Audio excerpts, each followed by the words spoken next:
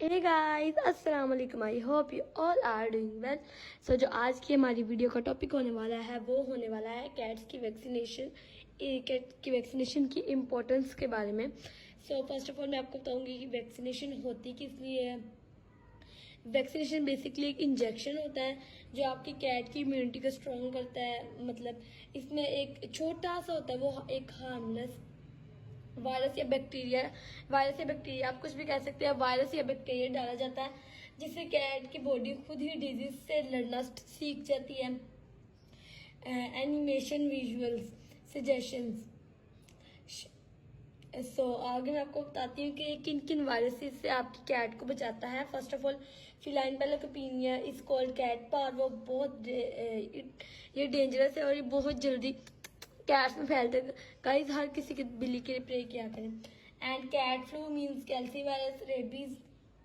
And next आता है feline लेकीमिया virus. ये भी एक वायरस है और ये जो होता है ये वैक्सीन होती है, इनको इन्हीं वायरसेस से बचाती है। एंड फिर आ जाता है क्लैमिडोफिला, एक वायरस है। इन्फेक्शन, इसको एक इन्फेक्शन और बाद में इवन वायरस में कन्वर्ट हो जाता है।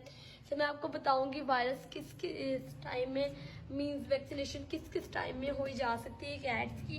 Between 6 to 8 week first vaccine जो होती है 6 to 8 वीक के दरमियान होती है। सेकंड जो बूस्टर होता है वो होता है 10 to 12 weeks. And then 40 final जो बूस्टर होता है वो होता है 14 to 6 अडल्ट कैट।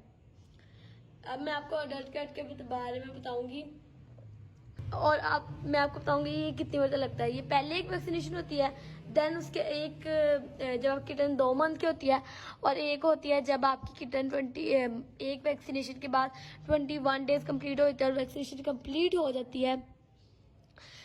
फिर आ जाती है हमारे पास में नेक्स्ट के कैट्स की जो लाइफ होती है वो बहुत हेल्दी और अगर आप बनाना चाहें वैसे होती है, लेकिन अगर आप उसकी वैक्सीनेशन ना करवाएं ये आपके लिए डेंजरस हो सकता है।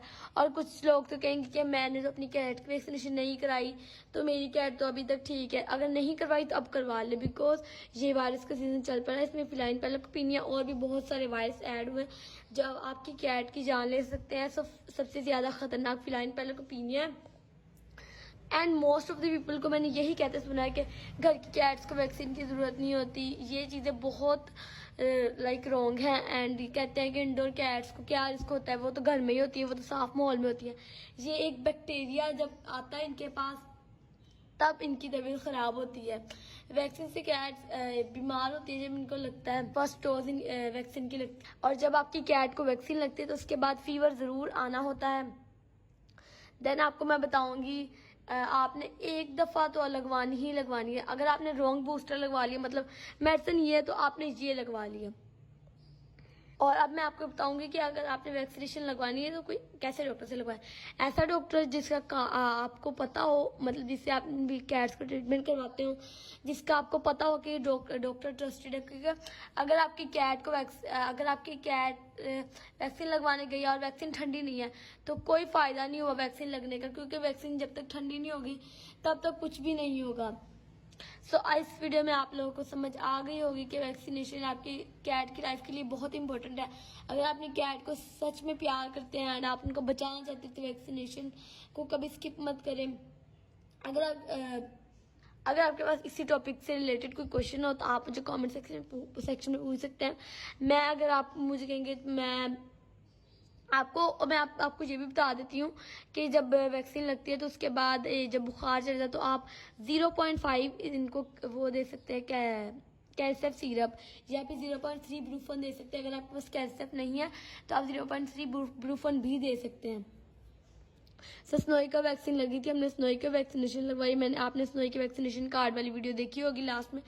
अगर आप लोग नहीं देखी तो अभी जाके देखें, मैं इस वीडियो का लिंक इसमें लगा दूंगी। गाइस, अगर आपको वीडियो पसंद आई हो तो लाइक करें, comment, share and subscribe. Allah Hafiz.